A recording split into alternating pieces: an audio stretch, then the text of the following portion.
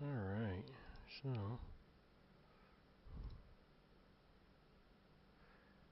okay, here we go. Alright, hello everybody. Those right there, and welcome. Another stream by No Limit Games. I'm gonna do one more little thing and then we're gonna get started here. Just give me 1 second.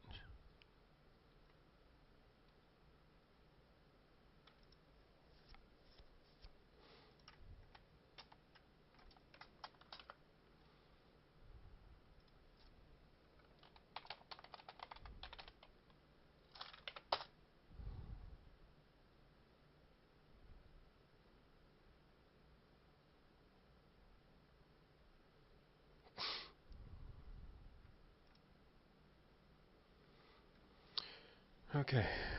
I'm gonna cut through most of this stuff first.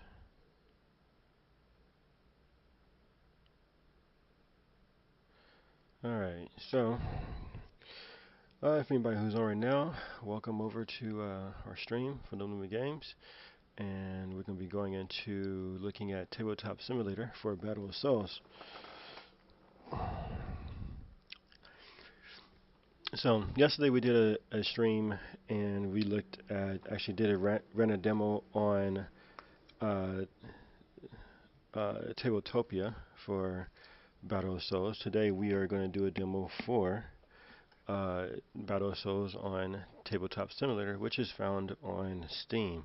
So if you have it on Steam, in order to find it, you need to look for the room. The room is called Souls Battle, I believe. And if I can actually just double check, just go back. I'm gonna start a new one up. So create multiplayer. So Souls Battle is the server name, and the password is Boss Kick, BOSSKICK. So if you would like to join in on that one, we are there. I am loaded up and ready to go in it, and I'm gonna throw it up inside the chat box here, so anybody who does come around. So at tabletop simulator on Steam, server name is Souls Battle, password boss kick. Okay, so anybody who is seeing this uh, on Tabletop Simulator, or excuse me, on the chat, you can go ahead and join in on there. So, just running through the setup on here on Tabletop Simulator. Now, right now, this is not right now a mod on Tabletop Simulator. We are working on trying to get it to become an official mod on Tabletop Simulator, but until that point, I can run demos on here as needed because I do have it inside my own workshop on here. So just running through here, you got your two mats. The chips right here are going to be for your life points, just because that's the only thing I can find to keep track of life. So in this case, each person has 8,000 points of your soul points. Those are your life points right there. And then whenever you get a new, like additional soul points, you can take them off from the top of here. The two sets of dice over here, the first set of dice is for your kill counters. So let me see.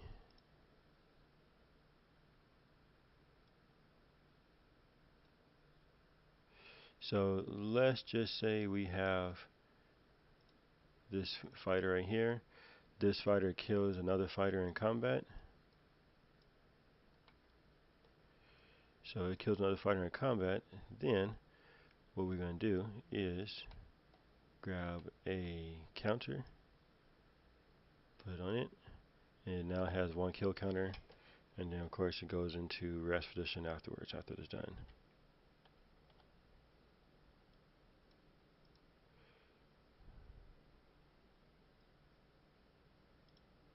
There we go. There we go. Okay.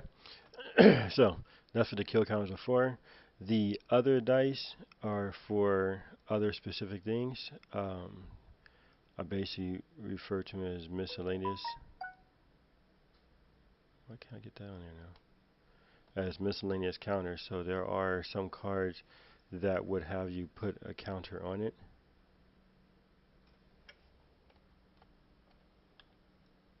There you go.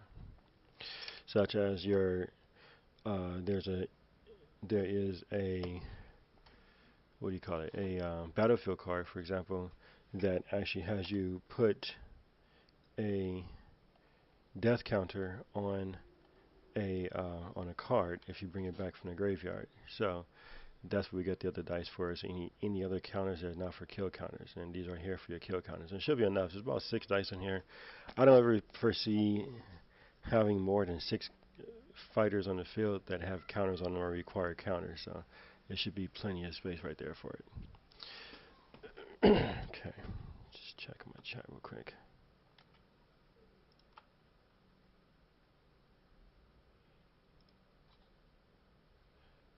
Alright, I'm not sure. Yeah. Okay, so the way the game starts off on Tabletop Simulator is the first thing you're going to do, each player will go ahead and create their deck. Now, in order to create your deck on here, there are 209 cards in this stack right here.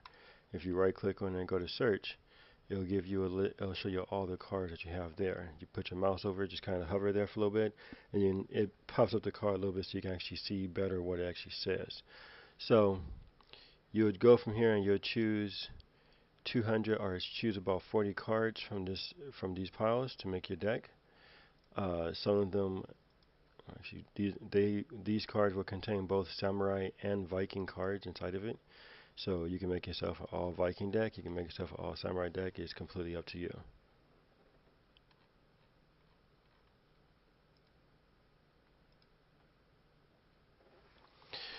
Now, one way to find out if it is a samurai or Viking is kind of look at a few things. So the first thing is you want to look at the main picture. The main picture is going to either be a samurai warrior or it'll be a Viking. That's the first clue right there. The other thing also is a look where it has the where you can see it says SA01 in this case. That's the set number. So the set number is going to show you, is going to tell you what the kind of card it is as well. If it is, or if it starts with the SA, then that is a samurai card. If it starts with a VI, then that right there is a Viking card. So this way you kind of know exactly what the card is. Also, you look at the symbol where my mouse is right here, you can see the samurai helmet with the lotus blossom. That right there is the logo for the samurai. And if you look at the very top right corner where it says warrior in this case, it actually has it right there as well. So those two spots right there kind of tell you exactly what type of card it is right there. Okay. Whereas like if you look at the Viking ones, you're going to see it has a VI right there for the set number, in this case VI002. It has a Viking shield and like a Viking shield emblem. And then on the top it also has the Viking shield right there where it says warrior. Plus, aside from that, you have a Viking on the artwork as well. And that's for your warriors. For your support cards, you'll have something similar. You're still going to be a Viking artwork, but if you can't really tell from the artwork itself, then you can look at the over in the left-hand middle side where it says VI. That's always going to be a telltale sign of what kind of card you're looking at. Okay. So when you make your deck, you're going to go ahead and choose between 40 cards of any of these 4 piles right here, and you got to add those to your hand. That'll become your starting deck. So let's say, for example, I go in here, I do search, and let's see. Let's say I take this one, and I'll take this one, put it on top of it. I'll take that one, put it on top of it. So it'll drop it down there and actually keeps tabs of how many cards you have too. So remember, you want to get about a 40 card deck, okay? So I'm just going to take these and put them back.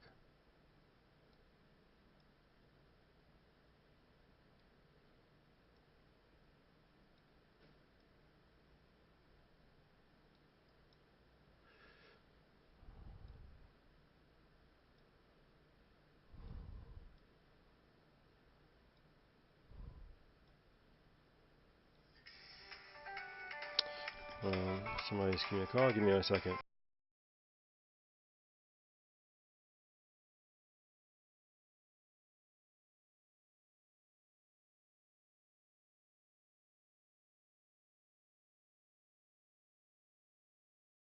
Okay.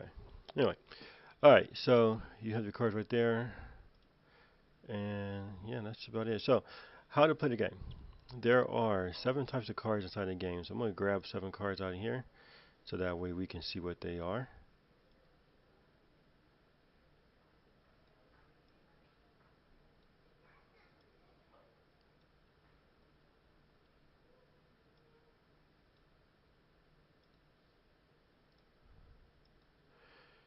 So that was Warrior, Elite Warrior, Warlord, Legendary Warrior, Equipment, Battlefield,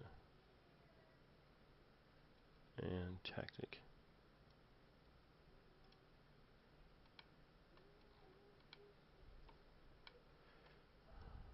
Okay. So there are 7 types of cards inside the game. The first kind of card is your Warrior. So with the Warrior is your lowest level fighter. Uh, you can play 1 Warrior or 1 fighter out per turn. That what we call a normal deployment. Whenever your fighter kills another fighter in combat, then it gets a kill counter. Those are those dice I showed earlier. So if it gets 3 kill counters for your warrior, then you can discard that warrior or send the warrior to your graveyard along with the counters on it, and then you get an elite warrior. Elite warrior is the 2nd level. So stronger warrior, bit more attack, bit more rest power, and sometimes, for the most part, a better effect to it as well. A lot of times. But it's your 2nd rank warrior. The only way you can bring these out is if you have a warrior that has been sent to the graveyard with 3 kill counters on it already. So that's your elite warrior because you upgraded it from a warrior. It's basically like it gained not permission, like it gained experience and got promoted. So from the warrior or the elite warrior, once you have 5 counters, then you move over to the warlord. Now remember, all these are coming from your hand, straight from your hand, not like from the deck or from the graveyard, anything like that. There are some ways to get these bigger cards out from your hand and from your deck or graveyard by special effects. But by normal means, 3 counters to get to an elite, 5 counters to get to a warlord. So for the warlord, this is your much better fighter, stronger, a lot tougher to kill, has a much more evil effect for the most part too. When your warlord has 7 counters on it, plus you have an elite warrior and a warrior on your side of the field, then you sacrifice all 3, you bring out to the legendary warrior. So the legendary warrior is the highest rank warrior that you can get. Doesn't get any higher than that. Okay. Now the thing with the legendary warriors, there's a few things with it. One, there can only be 3 legendary warriors in your entire deck at any time. So in your deck itself, where everything can have a total of 4 copies per card, the legendary warrior, there can only be 3 warriors in your deck. Period. Whether they are the same or different doesn't matter. No more than 3. The other thing with the legendary warrior is that you can only control 1 legendary warrior at a time on your side of the field.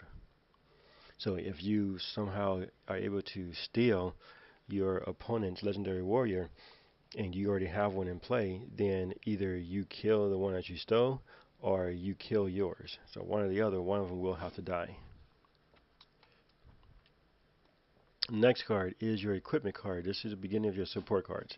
So the equipment card, if you're familiar with Yu-Gi-Oh! And Magic, the equipment card plays just like a sorcery card or just like a normal spell card in Yu-Gi-Oh! It can only be activated during your turn. It cannot be activated during your battle phase. It must be activated either before your battle phase or after your battle phase. Once you declare an attack or declare battle, then during that part of the phase, until the battle phase is over, you cannot activate any of your equipment cards. So you cannot play them in your hand. You cannot flip them face up on your field either. So when you do put these into the field, onto the field from your hand, you can play it face up and use it right away, or you can put it face down and use it for later. which also serves to kind of trick, kind of act as a bluff tool for your opponent, because they don't know if you have an equipment card, if you have a tactic card, whatever, right there. Okay, but if you do have it face down, the only way you can flip it face up is during your turn. You cannot activate it during your opponent's turn. You cannot activate it during the battle. The next one is your tactic card. So your tactic cards play just like trap cards in Yu-Gi-Oh. Okay, so with the tactic card, you cannot, or when you put it from your hand, you cannot activate it that same turn. But any turn after that, you can activate it during anybody's turn, no matter what the phase is, whether it's battle phase or not battle phase. You can go ahead and activate it at that time. Um, with the tactic cards and the equipment cards, some of them will say continuous effect. Like this particular one says continuous effect. That means that once you activate it, it stays in play. It stays active on the field until it gets destroyed or until the effect that it's doing is no longer valid.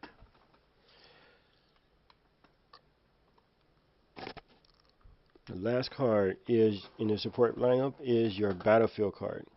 So the battlefield card is kind of like a field spell card. Battlefield cards allow you to um, control, will kind of change what the battlefield is going to be like for the most part. So some battlefield cards will benefit everybody. Like for example, you have one that says, in fact, actually this one right here says that when a Viking elite warrior or warlord is deployed, its controller can destroy one face-down equipment or tactic card in the field.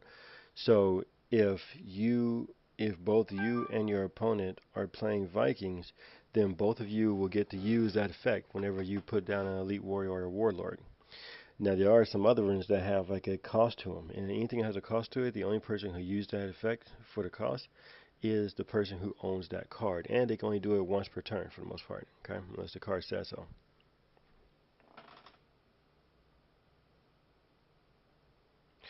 Okay, so this is these are the 7 cards that you're working with inside of inside the game. So let me just go here.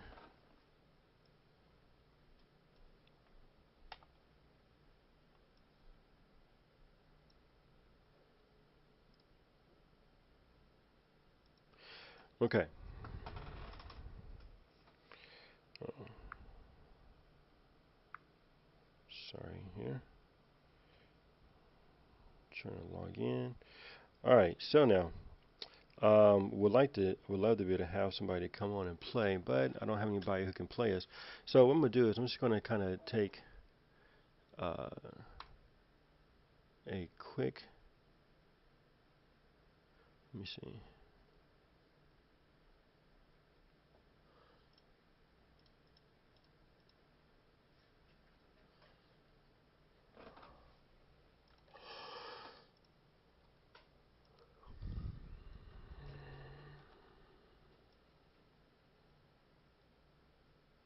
Yeah, that's not gonna work. All right. So don't really have anybody who I can play with right now. Let's see who's in the chat. Well, we have Commander Roots in here again. We have Slow Cool. So anyway, welcome you guys over to the chat or to the demo. And let's see if anybody wants to go ahead and join in. I will go ahead and let's see, put this in. I'll go ahead and put in the information on the inside the chat window again. So this is on Steam. So if you have Steam, you want to go into your Tabletop Simulator, look for the server name, Souls Battle, and the password will be Boss Kick. And this will go ahead and put you into the yeah. This will put you into the game on Tabletop Simulator on Steam.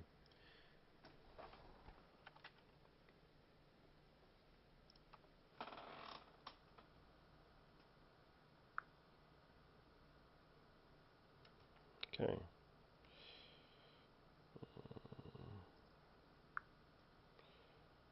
Let's see who we have in here.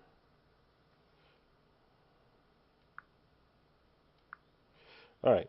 So, um, yeah, it looks like we're not gonna have anybody to come and join us in, so that's okay. Well, I just wanted to show you guys the game, and hmm, okay. And as we go through, we're gonna continue to keep putting out more of these live demos. Um, the Kickstarter campaign is running at this moment. In fact, I would go ahead and bring it up and show everybody. So the Kickstarter campaign is going right now at this moment. We've raised $423 out of 11,000. We still got a long ways to go, and we got 38 days to make it. Um, so we will continue to keep running these demos online. I'll let everybody know. If you look at our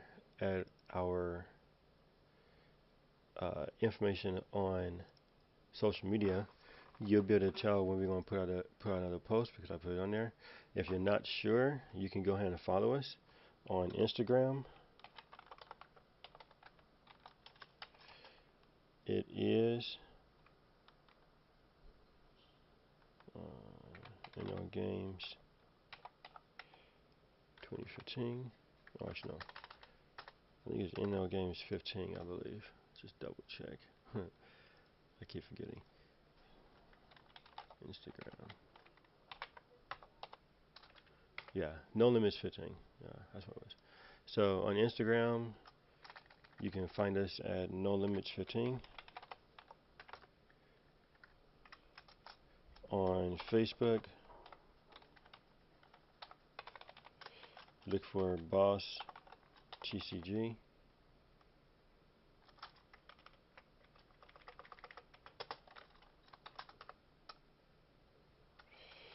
On Twitter, look for us at No Limit Games. So if you have any of those, just go ahead and join us in any of those. You can go ahead and you be able to keep up to date with what's going on with us. Also, we're going to be doing an AMA tomorrow at around 10 o'clock a.m. Pacific time. AMA is a Ask Me Anything. So the channel is already up, and I will be posting it again later on today. So I want to thank everybody for taking the time to take a look at our demo. I encourage anybody who would like to go ahead and join in on one of these demos to message me so I can give you the information on when we're going to do the demo and when we're going to live stream it, so that way you can join in. Okay. So this is William, co-creator for Battle of Souls, co-founder of No Limit Games. And again, take a look at our at our social medias and our videos on YouTube, on social media, as well as on our Kickstarter.